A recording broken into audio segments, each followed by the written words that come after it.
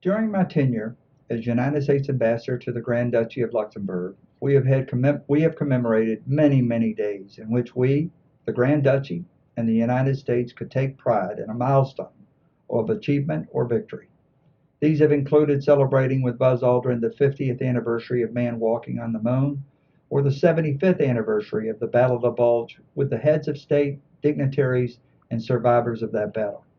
But not all commemorations reflect the culmination of victory or achievement or even closure of open wounds that linger even today. Today is one of those days. It is notable that it falls during the same week as Solidarity Day, as it marks one moral wrong on which solidarity of remedy has yet to come to bring closure needed to move forward toward healing and true solidarity.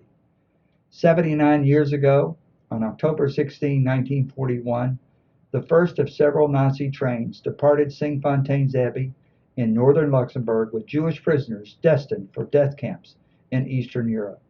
The Nazis used Cinqfontaines Abbey as a temporary transit camp for roughly 300, mostly elderly and sick, Jews. The transfer of Jews from Cinqfontaines Abbey to death camps continued from 1941 until 1943. It thus marks a somber day in history. Somber for the families of those on those trains, somber for a country itself, Luxembourg, that was a victim of Nazi occupation, somber for Holocaust survivors still in Luxembourg living with the memory of the fate of the travelers on the trains that went, and somber for the rest of the world committed that such acts of depravity never happen again. For that reason, it is important that we stop and remember what happened at Cinqfontaines. Seeing the walk the Holocaust victims walked, the tracks carrying the trains of death, the last places they would see on their way to such horrific endings. Never again are just empty words without remembering the past, as it actually happened, so that the pain and cruelty is not dulled by time, so as to permit it to take on a different character, that it really was immoral and depraved. By reflecting on the suffering endured during the Holocaust, we can remain fervent in our commitment to future generations that this kind of atrocity will never reoccur. As ambassador of the United States Embassy to Luxembourg, I have been honored to have worked so closely with Prime Minister Patel, members of the government of Luxembourg, and the local Jewish community, among others, to resolve outstanding Holocaust asset issues and to create the means for which the memory of those lost during the Holocaust can be remembered and honored. While the Grand Duchy of Luxembourg could have hidden itself under the wrong it suffered as a victim of Nazi occupation, it has chosen to do more. It is consistent with the identity of this great country to lead even when others would follow, to stand when others would hide. The Grand Duchess Charlotte would be proud to see that her own country, notwithstanding the wrongs it suffered, nonetheless moves forward with the rest of the world to address an issue, the Holocaust, that its evil lingering effect is eventually extinguished by bold acts of good people doing the right thing.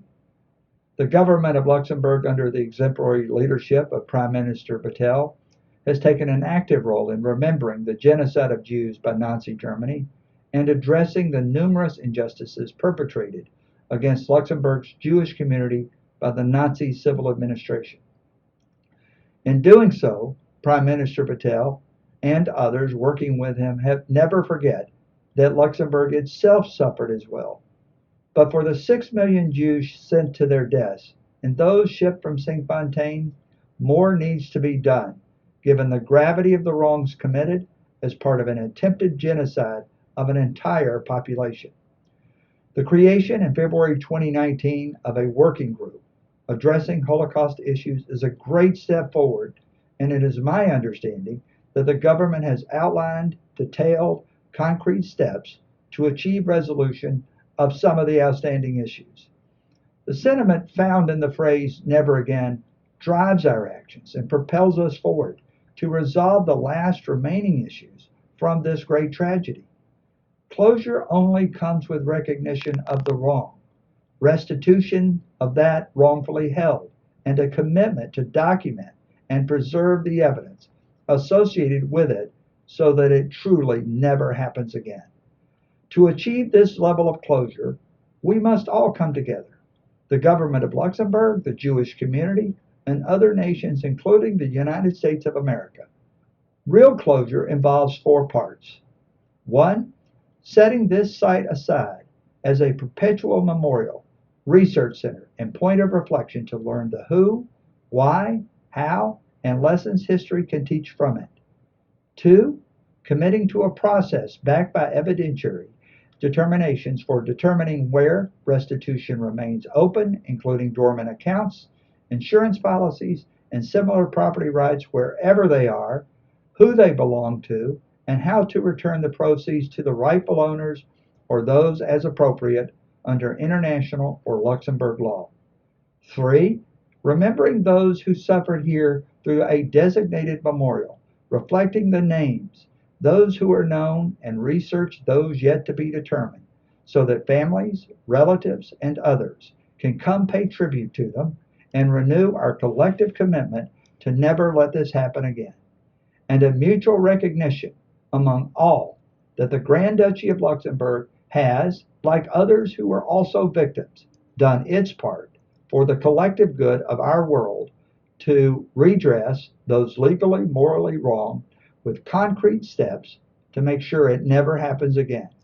Now, let us come together in commemorating the memory of those who lost their lives by resolving this and all other outstanding issues from the Holocaust as it relates to Luxembourg with a mutual commitment of never again.